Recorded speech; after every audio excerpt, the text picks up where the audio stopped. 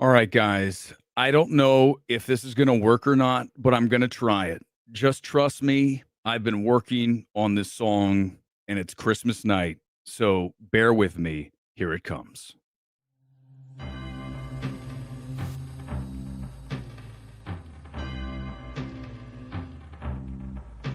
It's Christmas time and movies are packed. It's Christmas time. Concessions are selling snacks. But in this world of sellouts, there lurks too much calm. Disney's year is closing out with a bomb. So say a prayer for Mufasa. Whoa, its carcass is getting picked over by vultures. IMAX is empty, no one's in there. Every seat inside is bare. It's a world of empty screens, no reason to even care. It's a sad state of affairs when no one dare tread. But this Lion King universe is totally dead.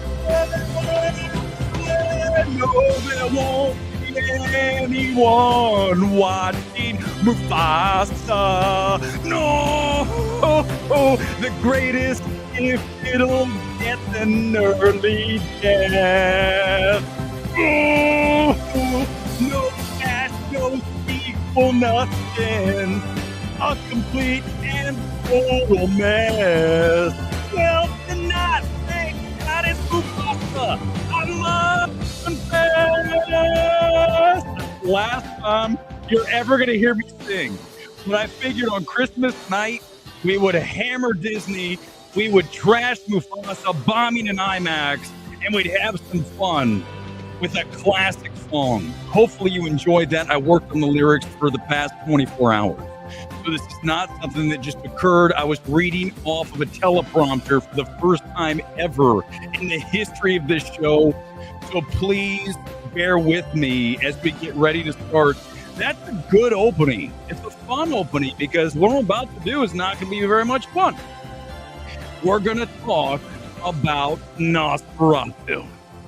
Finally, I got a chance to see it. It opened today. Last night, some of you saw it.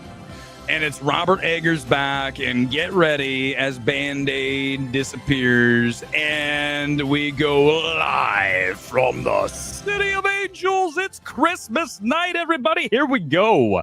Let's do it. It is time for the Christmas edition. We do it every single year, and you know it's Christmas because, look, I have the same kit on. Every single Christmas, I pull this one out of the closet. It's Atletico St. Louis from the Liga MX. And we're ready to go here tonight. Nosferatu, as we know, Robert Eggers is visually a very interesting director. And you look at what he brings to the table, certainly from that technical standpoint, he's very, very accomplished. Okay. No one's going to argue that. You go back, you look at The Witch, and you look at Lighthouse, you look at even The Northman. Obviously, anything he does, he has that really interesting visual cinematography dialed in. That's there. The question is, can you imbue it with emotion? I think those are things that we've been missing from him. And tonight, it is time to do it live. Get ready. Here comes the trailer for Nosferatu. I hit the right button. Give me a second. I got to find it. It's there. Here it comes. Get ready. I promise. Come to me. Come to me. Hear my call. Come to me.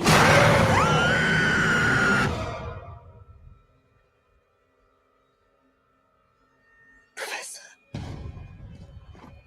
my dreams grow darker. Does evil come from within us or from beyond?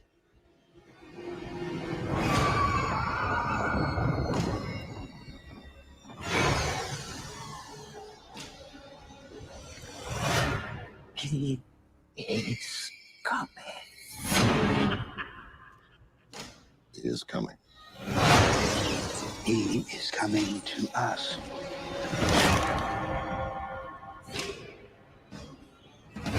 He's coming. Who is coming to my child?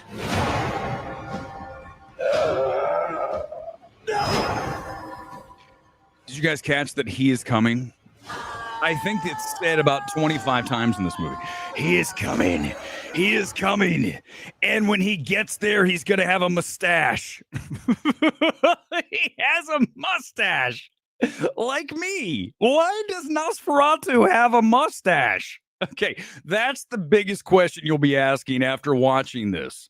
Because again, we have another Eggers film that looks lights out, right? The aesthetics are there.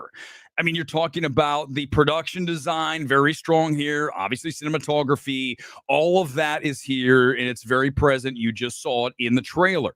So, again, that wasn't the issue. As we talked about going into the trailer, we knew that was going to be present. Okay. So, this is a re-envisioning or really a remake of the 1922 classic. We'll look at a little of that here in a minute because I want to show you the difference between really creepy creature design from over a century ago to what we have tonight. I can't show you what he looks like. It's very hard to find a picture of Nosferatu from this movie, but you have to trust me that he looks like a version of the creeper from Jeepers Creepers. Okay. I'm telling you, if Eggers were on the stream with us right now, I'd have to ask him question number one. Why did you make Nosferatu look like the creeper? He's got, his balding's got a little bit of hair going on. He's kind of got the same look. His body's all shriveled, right? That whole thing. It looks like Jeepers Creepers and with a mustache.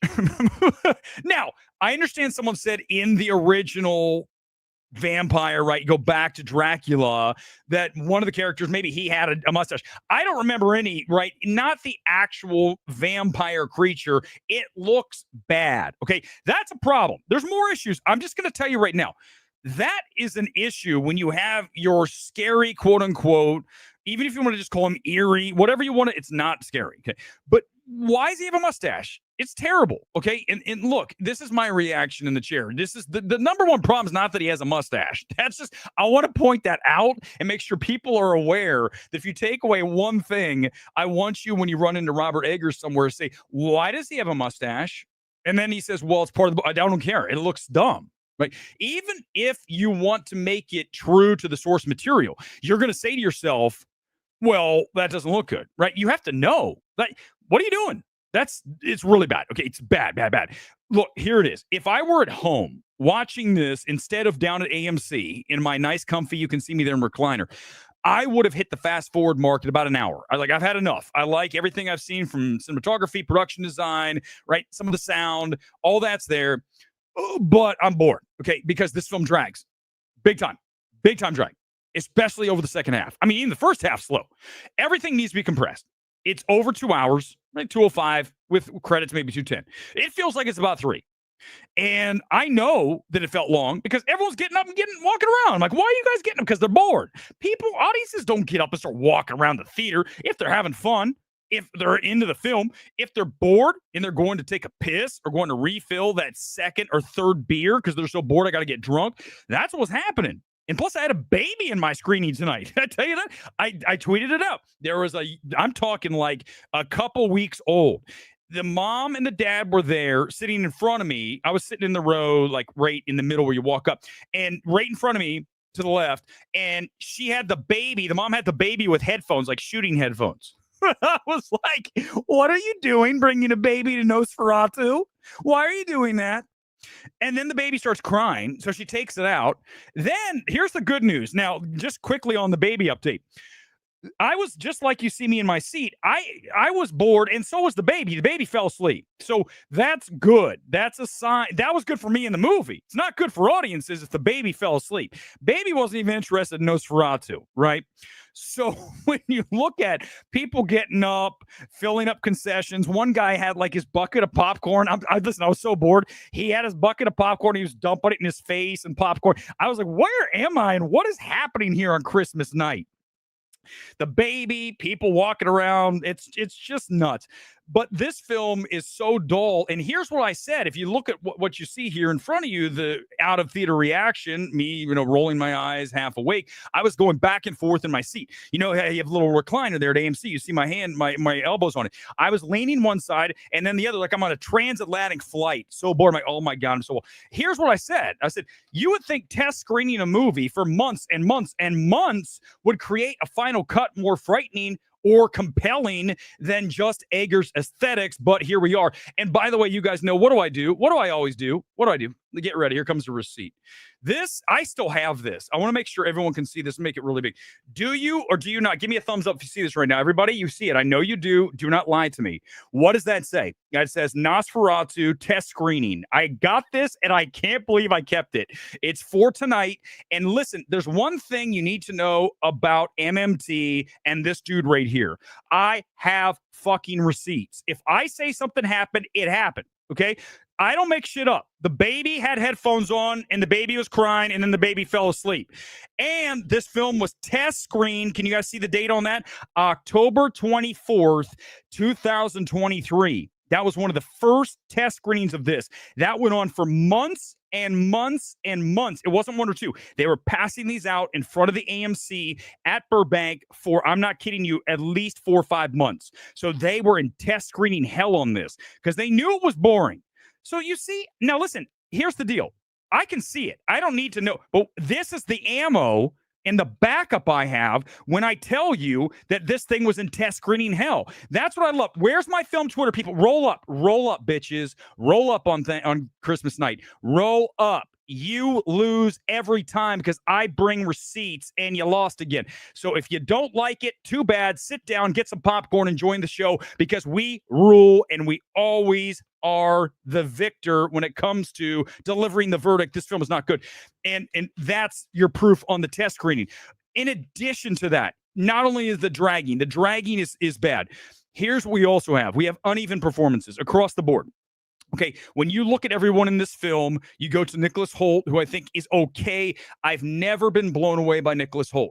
That said, he's better here than he was in the vampire movie with Nicolas Cage. What was that? That was, oh my God, that film. Okay, so it's a slightly better version of whatever that film was called.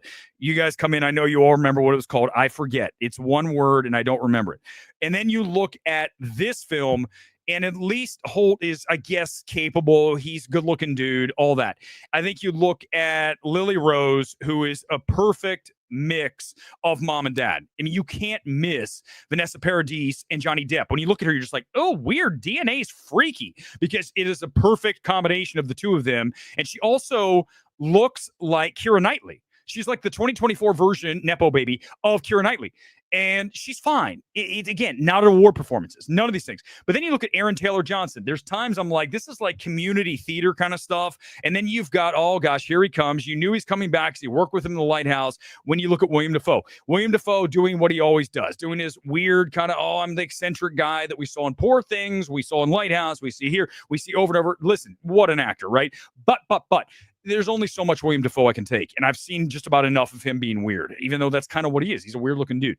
So overall performances are uneven and the film is just not exceptional at any level. But I really want to draw your attention to one other thing here tonight. Very important that we discuss this. In addition to everything I've just broken down, no one's better than us. Nobody with receipts, with singing terrible versions of Do They Know It's Christmas. No one can touch us. Here's what I'm going to tell you. Unexceptional score. Listen, I'm so tired of having this discussion. Every time that I go to a movie these days, almost 90% of the time, the score is so forgettable and the work that is done by the composer is just unremarkable. And you're just like, what is the point? Now, I'm not saying it's a terrible score.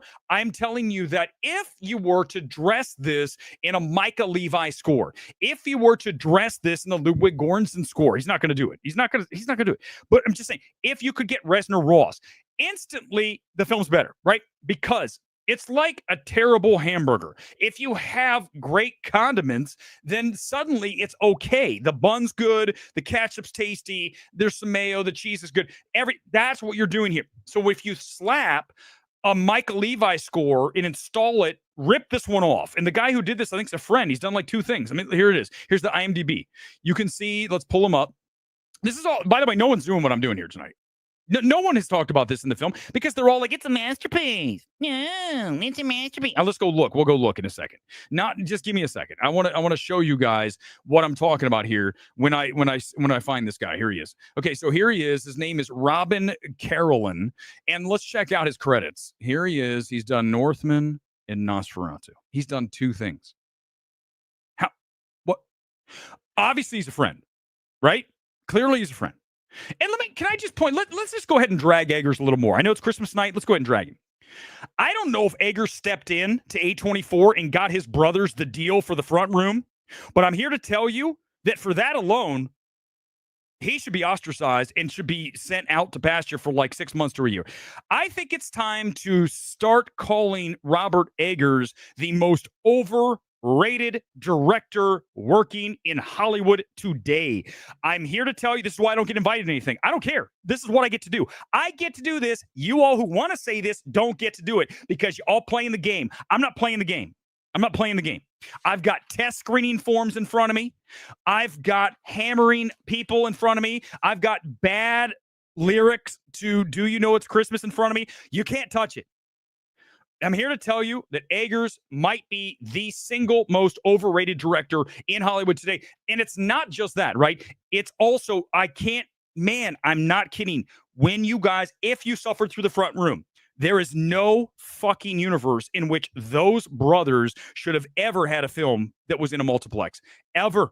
That is one of the most embarrassing films to ever wear an A24 badge. Ever.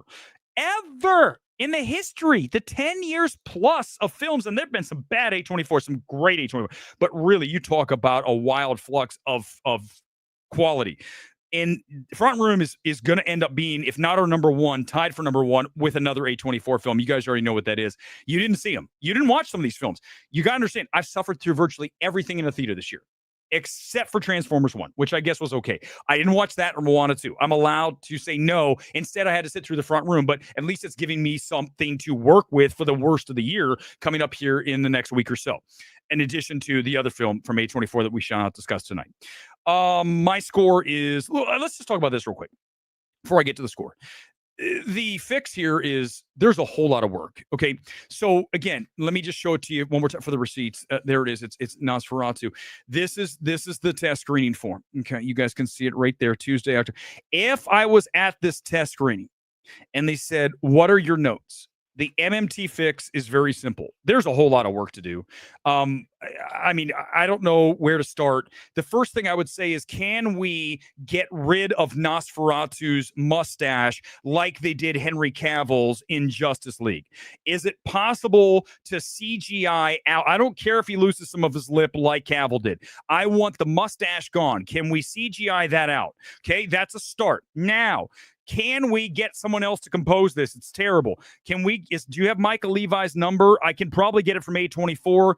Doesn't do a lot of work, but if we can get Micah to agree, then we're going to make the film better. So there's 2. Can we also condense a lot of this? A lot of repeating. How many times do we have to hear he's coming? He's not scary. Can we add something that's a little bit more fearful? I understand it's more of an eerie gothic fairy tale bullshit, whatever.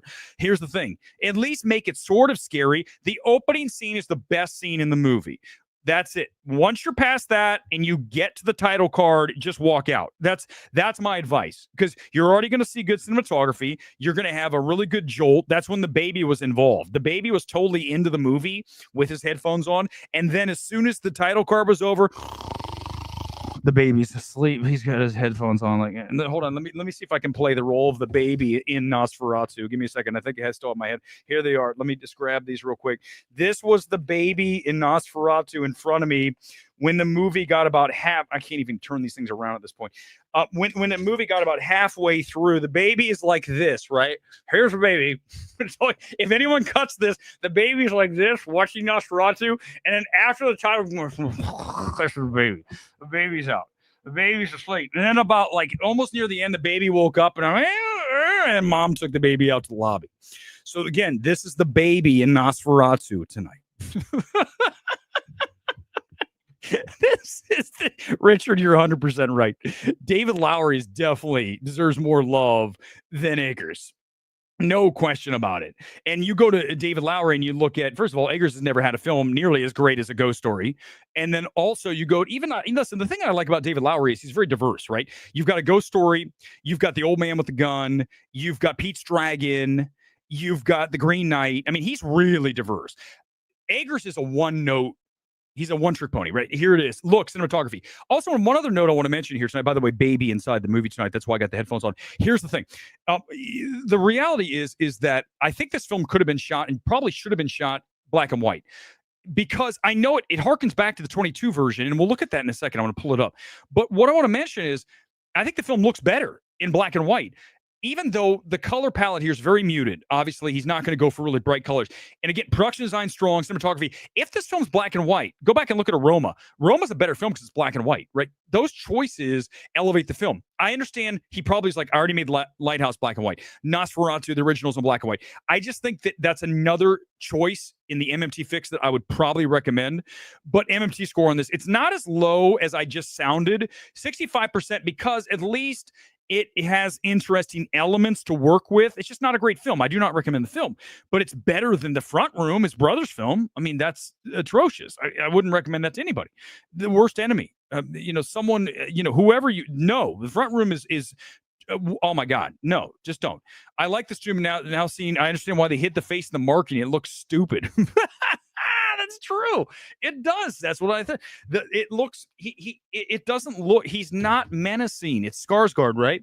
You can't even tell it's Skarsgård. But I'm telling you guys, it looks like the Creeper. Look, he's like a version of the Creeper. Look, tell me that's not when you guys go see Nosferatu. Now you're not gonna be able to unsee it. You can be like, that's the Creeper.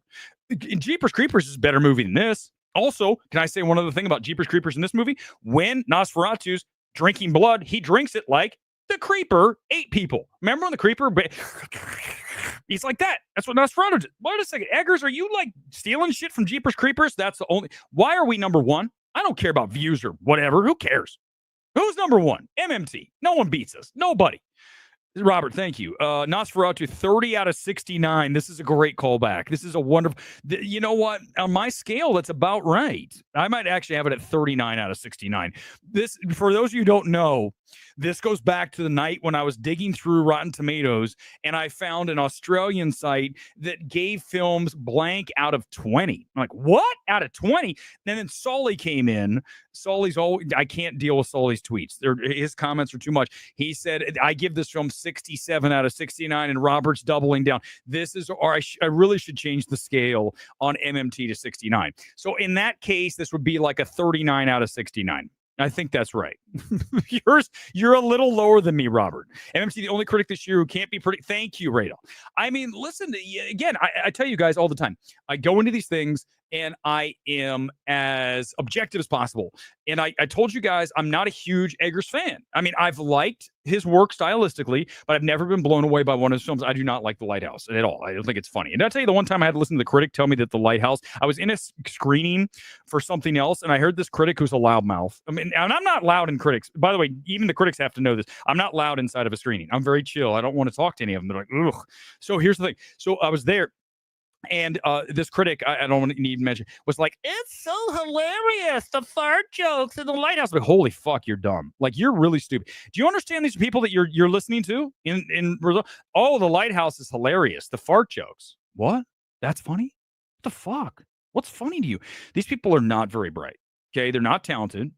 They have no sense of humor. This is why you can't trust any of them. Let's watch the 1922 version of Nosferatu, because this goes back to F.V. Murnau, 1922, over a century ago. Watch this and let's just get a feel. Obviously, it's a silent film, but listen, he told the story in an hour and 22 minutes, if I'm not mistaken, on the runtime in this.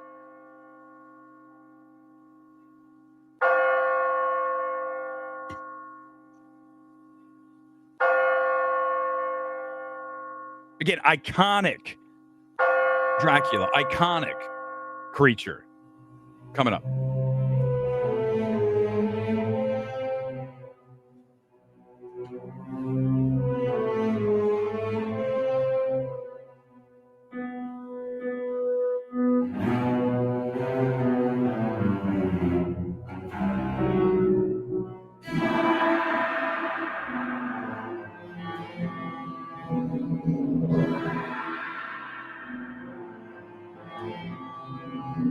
Here it comes.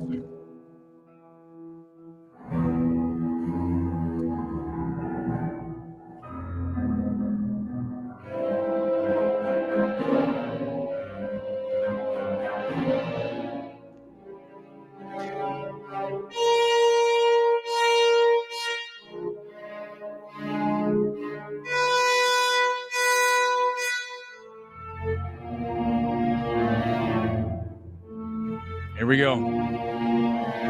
Right. Oh, that's more menacing than anything in this movie. That right there.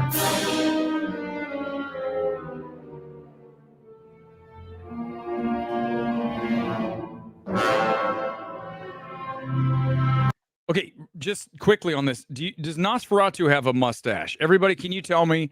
Does Nosferatu have a mustache? Yes or no? Just come in and say yes, mustache, or no mustache right now. Any comment? Do you see a mustache on Nosferatu? Or Nosferatu, if you prefer.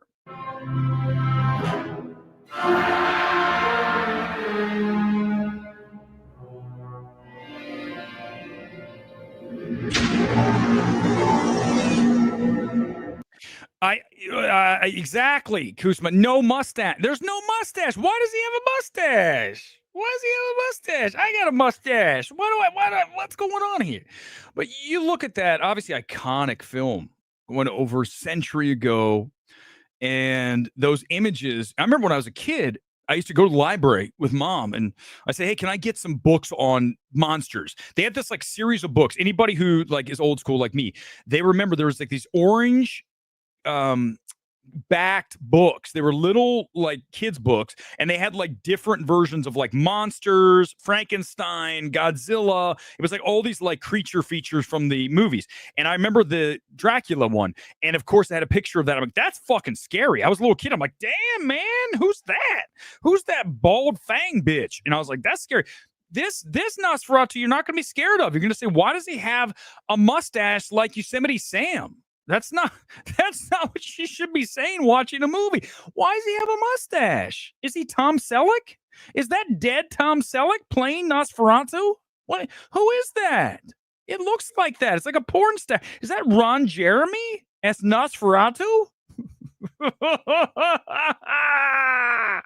That's what you're going to say when you watch this. You're going to say that. And you're also going to say, holy shit, it looks like the creature from Jeepers Creepers. I told you that. No one else has said that. Let's go to Twitter and see if anyone's calling this a masterpiece. You guys, what are the bets on that? Anyone want to bet that people are calling Nosferatu okay, give it. How long do we think it's going to take to get to the word masterpiece? Here we go, everybody. Let's do the Twitter search, or X search if you prefer. Everybody, let's find out. Here it is. Guess what? Guess who's here for us? It's our friend Alex Wallison.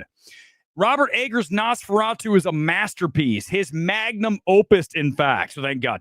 Easily Eggers' best film, and yes, my favorite film of 2024, from the incredible performances, especially by Lily Rose Depp, and the absolutely unrecognizable Bill Skarsgård. I'll give you that because he has a mustache.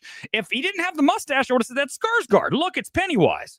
But because he has a mustache, I didn't know who it was. Again, I thought it was Tom Selleck. I had no idea.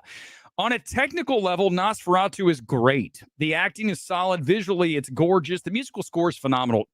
Oh, yeah. Joe, bro. The score is not phenomenal. And it's acceptable, I would say, at best. At best. Traditional. That's not good. And the cinematography is great. The story script, on the other hand, is bland, long and boring. 5 out of 10. Well, that's better. Thank you. Thank you, Gio. Although you missed on the score. It's not great. Art Crispy's Nosferatu is the most jaw-dropping piece of cinema in all my years of watching film. What? That's got to be. Art Crispy's has to be someone from Focus Features. I have to succumb to the darkness, and it's beautiful. Great. All right. Oh, I have to read. Sean Baker probably blocked me. I'm not going to lie to you because I've hammered Sean Baker repeatedly. If he hasn't blocked me, I didn't ask to be blocked by Sean. Let's find out. No, he has not blocked me. That's good. Here it is, Sean Baker. It's going to be very hard to beat Nosferatu for my fave film of the year. Must see on the big screen. Eggers' direction is masterful, and Lily Rose Depp and Nicholas Hoult deserve best act. No. Wow. I mean, this is coming from Sean, who has Mikey being pushed as a best actress in the abomination of a script that is Anora. So, I mean, I guess that all works. Glorious cinematography, score. Again, scores for just, it's what you expect. I don't want what's expected, man. If I wanted what expected, I'd go watch this shit in the score. I want to watch Micah Levi. That's cool. Hell, Johnny Greenwood, right? Obviously, Ludwig, Resner Ross. There's more, but those are the ones. Michael Levi doesn't get nearly enough love. Glorious cinematography, score, the production design, editing. My God, this is an incredible film. Apparently he wasn't as bored as I was. By the way, can I ask you, when is Sean? Can I just ask a question?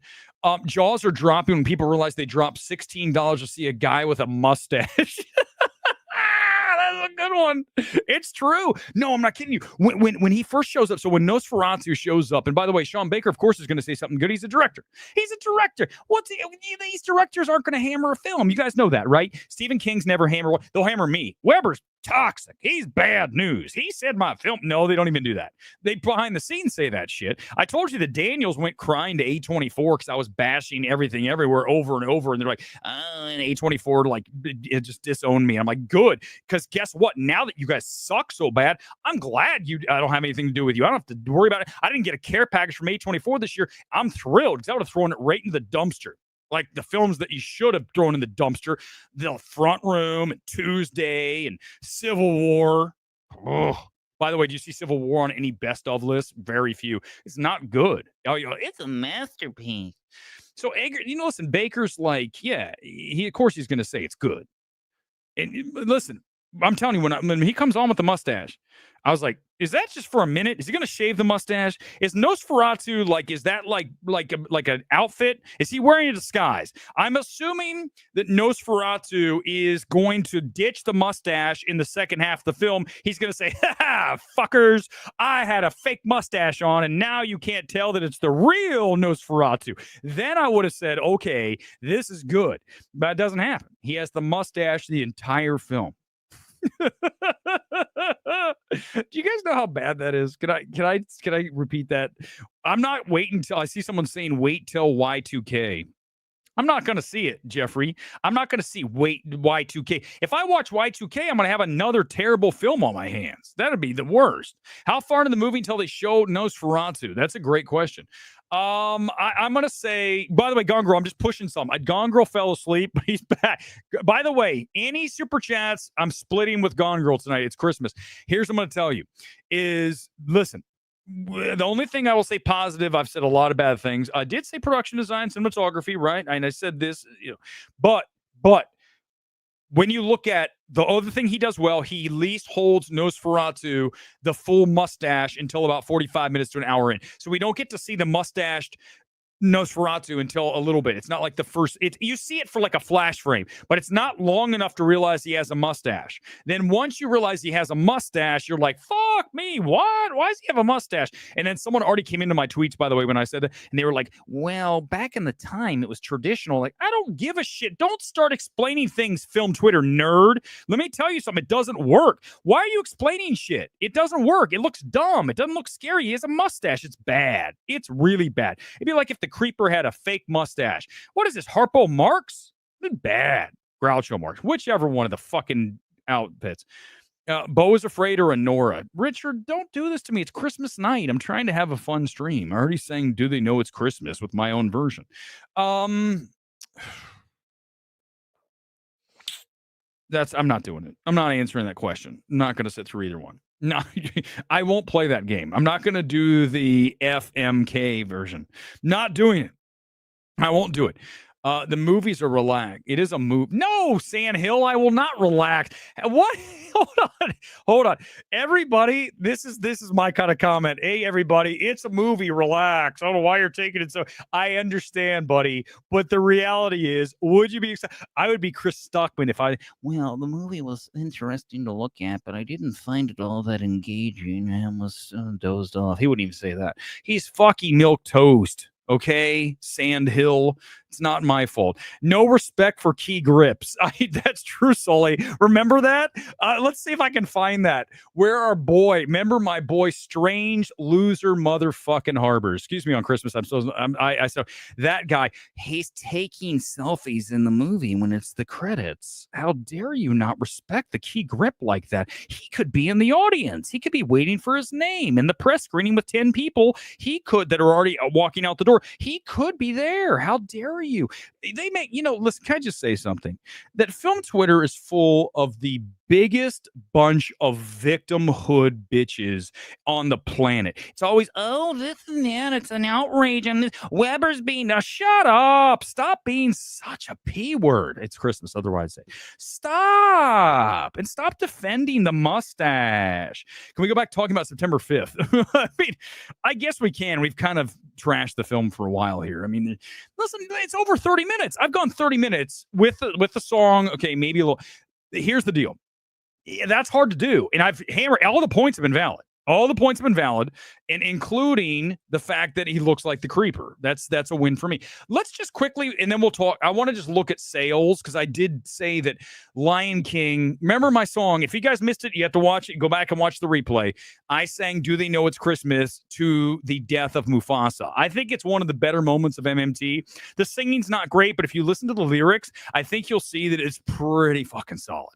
Here we go. Let's check out the IMAX 10 o'clock Mufasa tonight and see who's in there, because I just said it's buried. And oh my God. By the way, why is the seat always full? Every screening, that seat, see the fourth one there? Let me zoom in. See the one right there on the right? That seat's always there. It must be broken.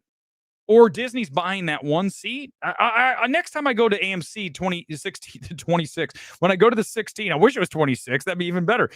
I will go find out if that seat's broken. Okay, well, because I'm a journalist. Then you have two seats on the far right, which I don't blame, because that's easy to the exit. They can get out of there, the exit. They're out the door and go down the hallway, and you're out. You got a few people in the middle, a smattering of people there, a few people in the back row. These people are probably, see these two here? These two are going to be having sex on Christmas night. They're going to be so bored. They're going to be doing it lion style about 10:30 is my guess. N23 and N24 will be doing it lion style at 10:45 at the latest. Flew back east, had to deal with delays and flight cancellations. Do a movie style rant on airports for me and treat me like that fantasy guy. It's Christmas, man. Coach, this is why I don't fly, Coach. I don't fly, Coach. I don't fly anywhere. I don't go. I hate flying. Listen, flying's like, it's not my, I'm a little bit, when I get up there, I'm a little bit like uneasy, right? Anytime you hit like a bump, you're like, fly to the end. It's over. I'll never forget one time, Coach, is for you, because you asked me to do this. I'm just going to tell you my worst flying experience. I'm flying from, I think, LA to Orlando when I was working in TV in Orlando. So we're flying across Alabama, and the captain comes on, is like, ladies and gentlemen, you might want to sit down. There's a few thunderstorms out your right side window. And then he got off, and I'm not kidding you, like 2 seconds later, like this shit. I'm like, oh my God. I'm like, I'm dead. You heard people on the screen, people on the plane were like, ah, they were screaming like some shit. I was like, it's over. It's dead. Like my whole, they say your life flashed in front. My life flashed in front of me. Through me, over me, and in front of me, whichever. And I was like, it's over, because the thunderstorms were so severe. The plane was like going, and I think from that moment on, I'm like, no. The other one that was terrible, Coach, it's relay this story as well. I was landing in Orange County, and Orange County has a notoriously short runway, and so does Burbank. Burbank, in fact, had one plane skid off the end. So we're at Orange County, and because of the noise ordinance in Orange County, you have to bring the plane down steeper, and because they don't want to hear the plane. So like the Newport Beach people are like, we don't want to hear the plane. So the plane's like this, and all of a sudden, and there's your landing. So I'm there, and I'm like, I'm cruising along, and we're like, hey, everybody, we're going to be touching. He brings it down like super fast. I'm like, holy shit. And then he literally, no joke. So we're about, I don't know, like, let's say 30 feet off the runway. I don't know how long, but I'm not kidding you. Here's how it landed. We landed like this. I go, holy shit. He slammed it on the ground. I go, that's it. I'm over. I've had more than one near-death experiences on planes, so I do not envy you, Coach. That is nowhere to be. I actually told my family I'm not coming back to see you. I said I'm not making the journey. It's cross country. I'm sorry, you guys are gonna say you're a selfish bastard. You should know that by now, everybody. Here's the thing. I said, I love you. Here's what we have. We have FaceTime and we're good. I played volleyball today. It was really fun. I was down at the beach. Enjoyed my Christmas, and then I watched Nosferatu, and I had a really bad experience because I was bored. But again, I want to thank the baby for falling asleep during Nosferatu. That was great. That's a good question. Thank you, Coach. Real quickly, let's check out a couple more sales. Yeah, we can do it. If you have a horror story, yes, bring one up. I don't think you can beat either of those, but if you want to, go ahead and do a horror story. I'm totally down for it. Give me 1 second. I'm going to go back and I'm going to see how the later sales of Nosferatu are. They're listed at 213. A complete. By the way, anyone wondering what should I see this Christmas corridor? You should see the film you see right in front of you. Complete Unknown is by far a superior film to Nosferatu. I know they're not the same film. Really? Are you kidding me? It's a better film across the board. Complete Unknown destroys this film. Every level. Direction, performances, sound. I'd even argue the cinematography is more interesting.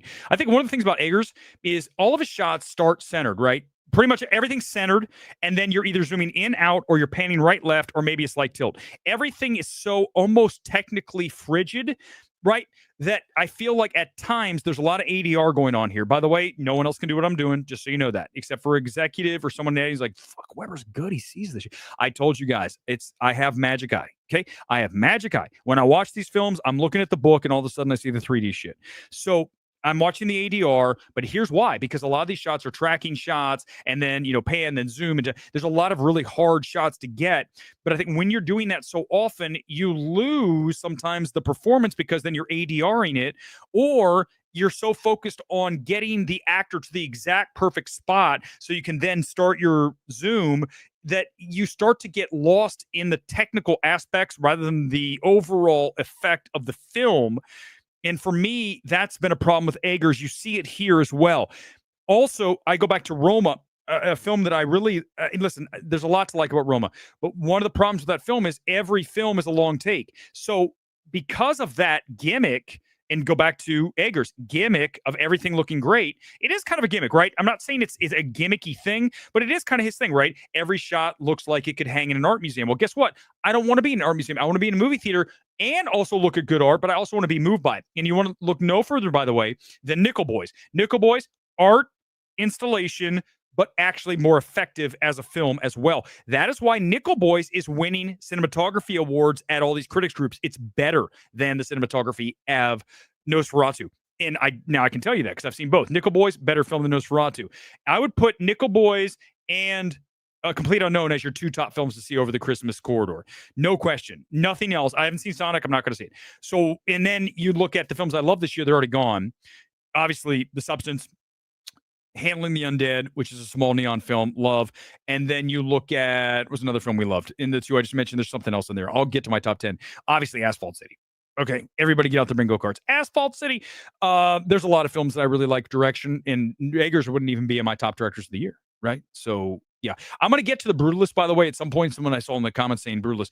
I don't know when because it's not in Burbank. I'm not driving to Century City. I'm not driving to the DGA. They invited me to see Brutalist like 3 months ago at the theater in Hollywood that's kind of part of the Academy. I forget what it's called. The Man? No, that's over there. Whatever. It's anyhow. It's there, and it's actually a cool theater. I like it, but it's 4 hours, and the seats are regular. I'm waiting to see it in a recliner. I'm not going to see the Brutalist until it's at AMC in the recliner. You have to understand, I'm just at that point where I'm not going to run around, especially I'm not driving all the way over to Century City. That's a 45-minute drive. I mean, not now because it's Christmas. It's probably 30. But either way, Burbank's 5 minutes down the street. Really can't wait for January to see Ace. Dan of, oh God, why? I'm not gonna watch. I only watch cursory version. I just a real quick like gun through Den of Thieves. Den of Thieves is Heat, right? A shit version of Heat. I don't want to see it. January is going to be terrible. Some of these films, one of them, I don't even know. Oh my God. What? Oh my God. Oh my God. One of them days. Holy shit. I forgot to mention that. Oh my God. That trailer played in front of one of my films recently. And I was like, oh my face in that entire one of them days. I go, oh my, you couldn't pay me to watch that. There's not a super chat big enough that you not even 1,000, to sit through one of us. Also, can we talk about something else? I'm going to bring this up later, but if someone steals this, I swear to God, I will hunt you down, especially if I see you at Burbank. But also remember this. I'm always first, and I always see things before everyone else. I am tired. Are you not tired of this? Oh my God, the trope, right? Get ready. There's 2 of them coming. Of the nerdy guy who actually is a deadly assassin. There's 2 of them coming. One of them from Russell Crowe's kid, or Quaid's kid, not Crowe. I was thinking Crowe and Meg Ryan. Meg Ryan and Quaid, Jack Quaid. He plays the nerdy guy who goes on revenge, very much like Nobody, right? And then also Rami Malek. Why are we watching this shit? Why are we watching this shit? I'm so tired of the nerdy, everybody counts him out, and then he goes in and kills everybody because the girlfriend got taken hostage or killed. I don't want to watch that movie. It's all January garbage. But one of them things or whatever, one of them days, that looks so bad. Oh, that looks unwatchable. Unfunny, unwatchable. I'm not watching that. I'm watching Complete Unknown tonight. Very excited. One of my ears. You're going to love it. Steve, you're going to love it. And thank you for the super chat. Everything's getting split with Gone Girl tonight. Everything on the super chat split 50-50 because Gone Girl's badass and helped me out all year. And just saw him just in town. So it's great to see. The 2 of us hung out. We went and got drinks and we chilled out at the Burbank like old days. So listen, everybody, everything's split with him tonight. He's awesome. Thank you so much. By the way, Merry Christmas to you, sir, in addition to everyone else watching. You're going to love Complete Unknown. I'm going to see it again this week. I'm looking forward to it. I also see Baby Girl this week at some point. I got AMC. I'll probably see it tomorrow. I'm not going to do a stream. I need a break. I'll do it. I'll work Baby Girl into Sunday night. Sunday night will be Baby Girl plus probably maybe the worst films of the year. So it'll be like a little bit of both. Probably the worst, and then we'll do the best. Hopefully I'll see Brutalist by then because I don't want to see Brutalist after. Because if I see Brutalist after and then I say this is like the number 1 or 2 film of the year, I'm going to get pissed. So I got to wait at least for Brutalist. Everything else is not going to be there, right? Obviously not this. Complete Unknown's going to be on that. No question. So is Nickel Boys. So is Substance. You guys already know these things. You already know a lot of these films. But yeah, Complete Unknown is very good. Very good. Really criminal that this film is not in PLF. You're looking at Complete Unknown as we go back and look at these showtimes. Do you see anything there? It's all laser. They don't have any PLF screens. You don't have Prime. You don't have Dolby. You don't have IMAX. You've got look what you've got in IMAX. You've got what the song that I absolutely dragged its carcass around at the beginning of the stream, Mufasa. Mufasa's in IMAX and nobody's going. Let's look at the Dolby Cinema. Oh, that's already sold. Let's look at the 940 laser of Mufasa. Let's see what's happening here. Oh, there's actually some people in that. Not like it's busy, but let's see. Hold on. Let's see if we can get a few more. Hold on. Let's see if we can do a couple more sales. See a movie, Burbank 16. I think here's the thing. Remember, we're in the middle of the Christmas corridor. And the Christmas corridor is when everyone's off, the kids are off, a lot of people are out of work, off work and maybe out of work too. And they're at the movies because that's what they do. On Christmas, it's a big movie night, one of the biggest movie nights. You wait till the numbers come in tomorrow. You're going to see Nosferatu, Complete Unknown. I think both are going to do well. There's a lot of curiosity with both. I think a lot on Nosferatu, but it's just, you go see Complete Unknown. If you're going to see one, go see that. Definitely prioritize Complete Unknown, Nickel Boys over Nosferatu. No question. And you see the rest of the films. Otherwise, Fire Inside, I don't know if I'm going to see. I do like Rachel Morrison as a director, as a cinematographer. It's her directorial feature debut. I might see it. I like this film better when it was called Flint Strong. They renamed it The Fire Inside. Generic. Flint Strong is way better than Fire Inside, right? The only thing I want to say, can I say this about Fire Inside? This will probably get me canceled, but it's all good. Vader Monkey, you're the man. Thank you. I appreciate it, as always. Really do. I appreciate everyone who gets a kick out of this or sort of enjoys it or hate watches. Any of those things on Christmas. Real quickly, I want to mention that if they're going to do a Fire Inside, by the way, this is some edgy shit I'm about ready to do, so get ready. If they want it, because I guess, if I'm not mistaken, what I've seen from the trailers, the Fire Inside is about a boxer from Flint who goes to the Olympics and wins gold. The problem is now they'd have to reshoot the movie and she would face the trans boxer and she'd get beaten and the movie would have a real down ending. You didn't just say that, Weber. You did. You son of a bitch. You son of a bitch. But wait, guess what's going to be on our top 10 films of the year? A movie full of trans actresses. It's called national anthem. Oh, well then wait a second. I don't understand, Weber. It doesn't make sense. Too fucking bad.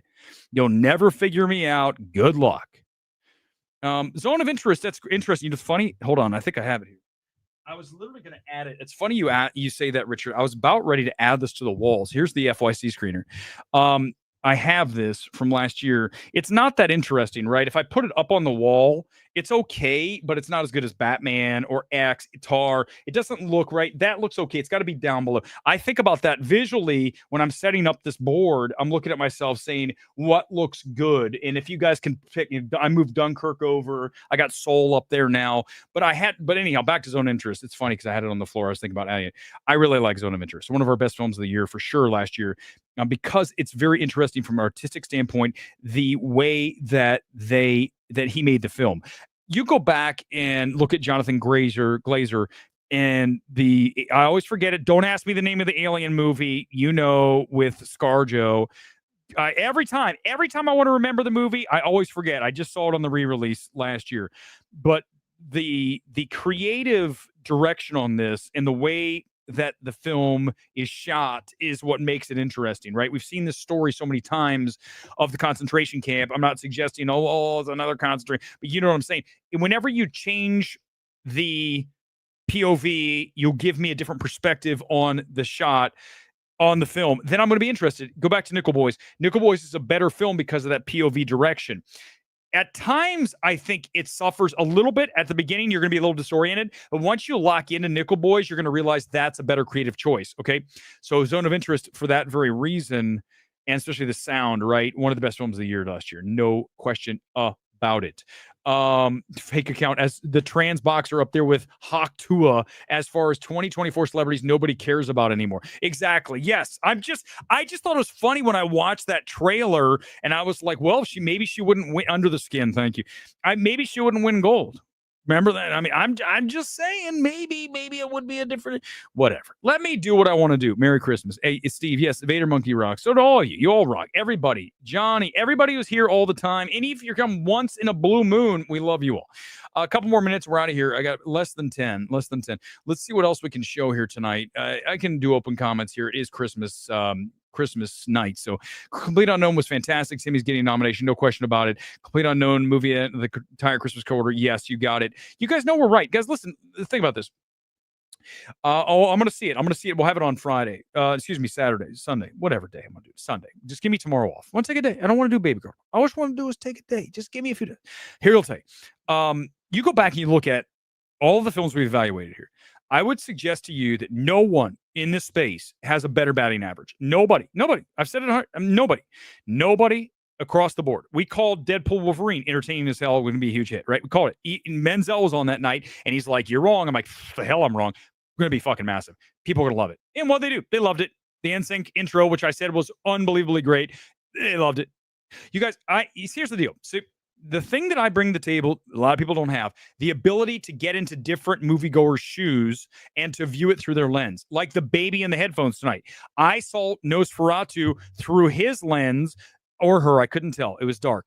And I could see it was boring for the baby. So you see? So it was boring for the baby, boring for me, boring for the people getting out of their seats to go fill up their tub of popcorn and or get another Miller Lite, whatever they had, the IPA on draft. That was it. But me, I stayed in my seat. I went to pee once, and the scene was still going when I came back. It was quick. The restroom's like next to the one at the 6. And I ran in and out, and I'm like still in the same boring scene. He's coming. Lily Rose Depp. He's coming. Oh my God. But no, back to Lily Rose just quickly. I mentioned it before, but it really is frightening and uncanny how she looks like the perfect hybrid of Johnny and Vanessa. It's like, what? Like, if you have a question about genetics, look at her. You're like, damn, man, it's like perfect mix, hybrid. And she is a Nepo baby, and she is Keira Knightley version 2.0. And who else was Keira Knightley? There's Keira Knightley, and who's the other one looks just like Keira Knightley? There's two that look just like each other, and then there's her. There's 3 Keira Knightleys. It's all it feels long. It's 205, 210. It feels really long. I'm gonna find out what's going on with that. I did say that. I'm not kidding you. I'm a journalist. I'm gonna one more time, everybody. If you just missed, I'll just quickly to what he's referring here. It's all when I go to the IMAX, I'm gonna find out what's going on with this seat. This seat right here, D1. What is wrong with? Do you see D1? It's sold in every single IMAX screen. There's nobody here, right? There's like empty seats, and then D1's always sold. Is it broken, or is Disney buying the seat? Inquiring minds want to know. And I will go next time to the 16 and I will sit there and I will take a selfie, and everybody who watched MT, I'll say, I am in D1 and the seat works perfectly well. And I could do some real investigative journalism. You know what I could do? I could go to the 10 o'clock screening tonight and see if anyone sits there. And if no one sits there, then I could break the news that Disney bought a seat. Do you guys think I should do that? It's Christmas night, 10 o'clock. The stream will be over. I could go live from D1. I can do it from my phone. I could go live from D1 and tell you if someone's in the seat at 10:05. Or actually, the movie, what time does it start? Hold on, let me see what time it starts. It starts at 10 o'clock. That means 10:20. I'll walk in at 10:20. I'll see if anyone's in the seat. If they are, I'll get a selfie with them and I'll go live and then I'll walk out. This is the things that we do in the name of journalism. So don't make fun of that. Don't make fun of the fact that I bank myself. I pride myself on being a journalist. You guys, this is not like some kind of act. This is real. The singing before was deaf. Do it. Get a scoop. D1 gate. I'm just curious. I really listen. I don't want to waste an A-list to go up there, but. If I go up there and tell them I left something in the IMAX, do you think they'll let me in for a second? I could say, I wonder if they'd let me just go in to see if someone's in D1. And then just say, because can I just quickly run in and see if my friend's here? Or if I really wanted to, don't tell them I said this, I could jump over the little, the velvet rope. I could jump over it when they weren't looking. I'm very fast. I've got a good vertical. I could jump over it and then run in. And I'm not going to actually see a movie, so it's not really anything. I'm not breaking a law. I'm only going in to see if anyone's in D1, and then I'll leave. It'd be like in and out, like I wasn't even there. So if I did that, or if I had somebody who was here in town could meet me there, they could cause a distraction, and then I would jump over the rope and then come around to the IMAX and go in.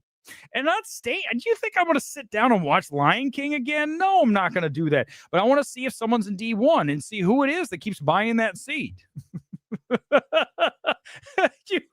What if the Disney hates me? So does Focus now. Every studio in town, I'm never getting in. If I ever get into an event again, remember last time I was invited to the Strange Darling premiere by JT Molnar, and I came because it was JT asked me. But if I ever go to one of these again, they're going to throw me out. It doesn't matter what it is. They're going to throw me out. Like, we don't care if you're not as big as Stuckman or Grace Rand. We know some people watch and they tell us you make fun of all these things, and we don't like that. So you can't be here. You're mean. You're toxically mean, and we can't have that. Disney, I told you, listen, I'm ready. If anyone wants to be rough with Disney, it's me, even though I sit there and say, hey, they had a great year, 5 billion worldwide. I told you the story about Disney the last time they sent me an invite. It was for Alien Romulus. I got it in my inbox. I'm like, oh, cool, Alien Romulus. It's at Burbank. I'll go see it. I send RSVP for me, and I'm not kidding you. Like 5 minutes later, I get an email back going, I'm sorry, how did you get this email? I'm like, excuse me, motherfuckers? Disney, you sent it to me. How do you think I got it? You think someone's forwarded? I don't want to go to this shit. You sent it to me, and I said, fine, it's at Burbank. It's on a Tuesday. I've got nothing going on. I'll see Alien Romulus.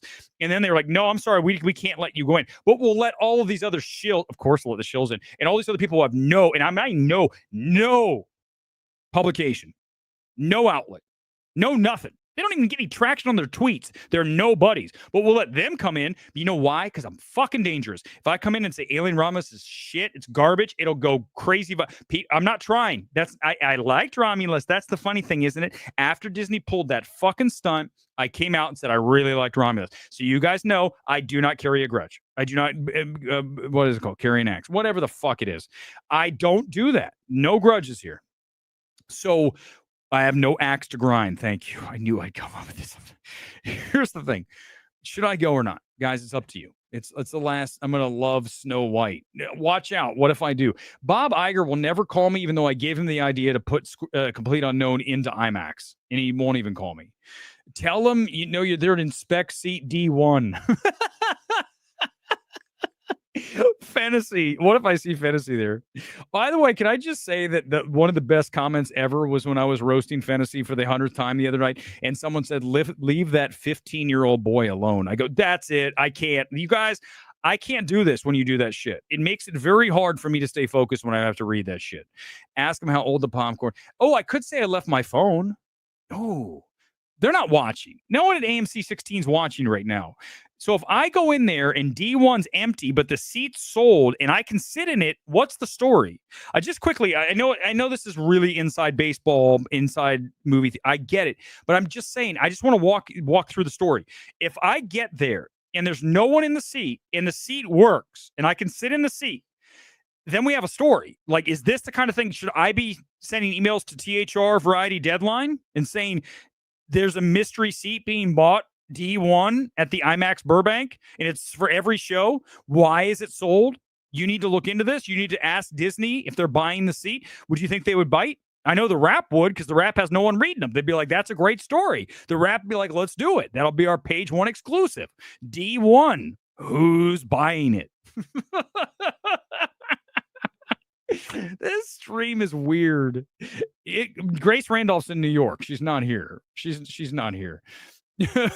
Slacker said, stop whipping the 15-year-old boy. It's so bad. Romulus took some swings in the third act, looked phenomenal IMAX. Alvarez needs to keep cooking in the horror. Yes, I agree. I like him as a director. I think the kid's great. The android's fantastic in that film. In fact, that was who I was trying to remember who I would put in supporting this year as like kind of a different play, an alt kind of cool call.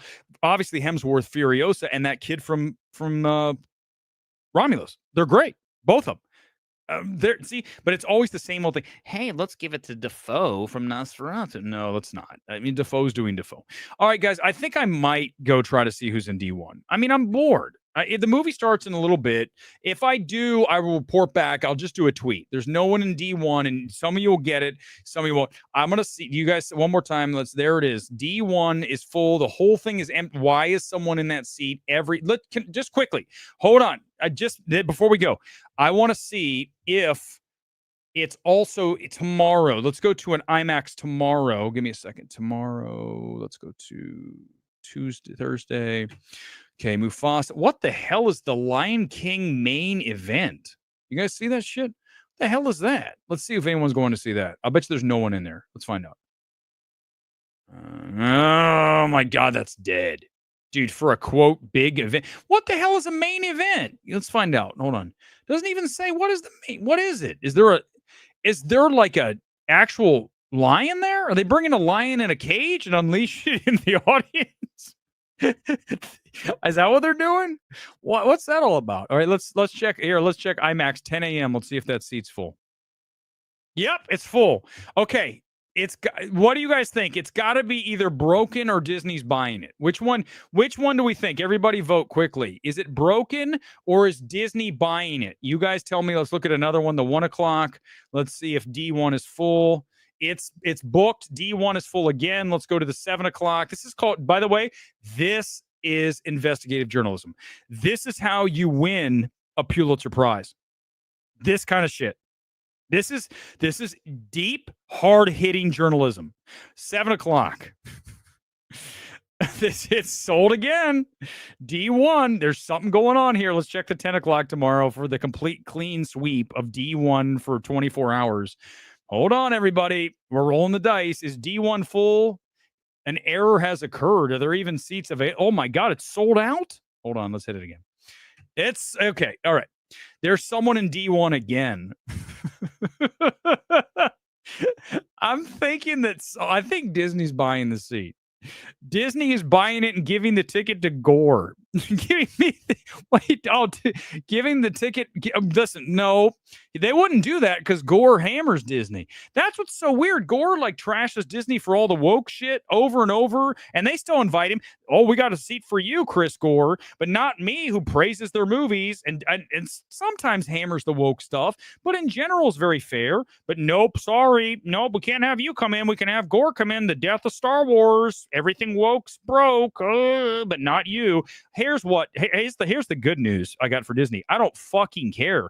I'm down the street from you. I would never work for you if you paid me. I'd have to sit through a whole damn day of DEI bullshit. As soon as I got there, here's your training. Oh, no, we're not doing this shit. You guys still do this? We're done with DEI. We're hiring people who are merit-based. Is that cool? If it's not, I'm going to walk out. I can ride my bike back. I rode my bike here. I'm riding my bike back home. I have no interest in working for your DEI pushing bullshit.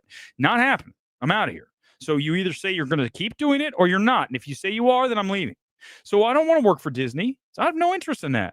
Can you imagine sitting through one of those things like, oh, white oppression or, oh, shut up. I would say that to everybody in the meeting. Shut up. If someone was lecturing me, shut up. Just why are your job is based on saying all this shit exists. Stop being like that. You're a fraud. So many frauds, right? How can I make money? I can make money by saying that it's, go out there, watch that. Listen, the Matt Walsh documentary is at times very, very funny.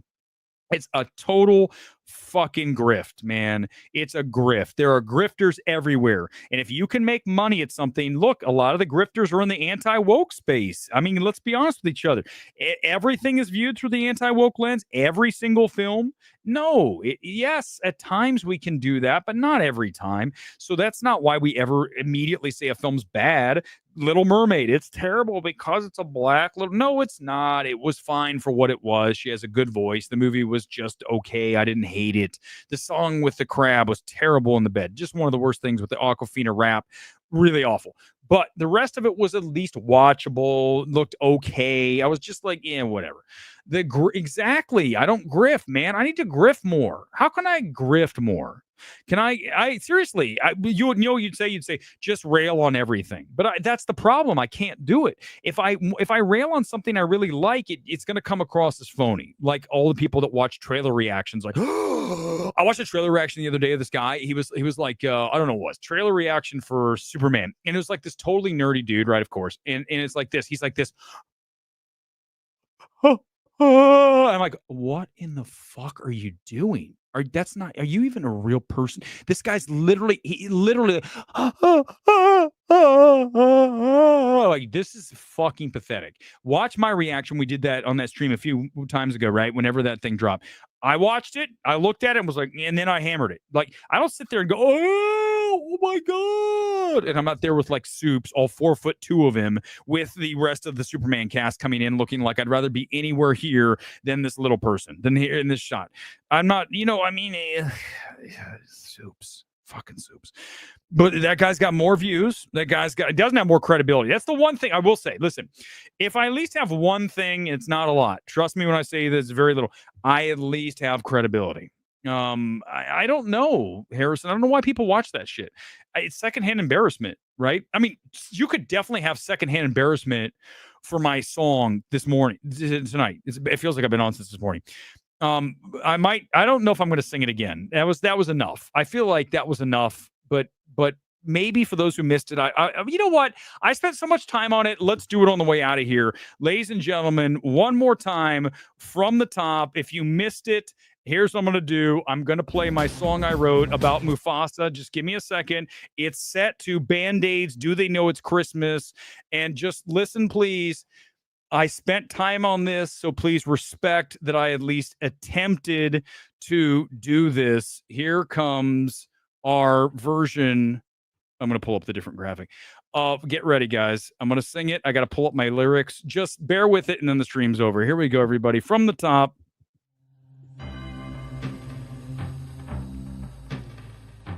See if I can do it better this time. It's Christmas time. The movies are packed. Christmas corridor is here. Concessions selling snacks. But in this world of sellouts, there lurks too much calm. Disney's year is closing out with a bomb. So say a prayer for Mufasa. Yeah, its carcass is getting picked over by vultures. IMAX is empty, no one's in there. Every seat inside is bare. It's a world of empty screens, no reason to even care. It's a sad state of affairs when no one dare tread. But this Lion King universe is totally dead. Won't anyone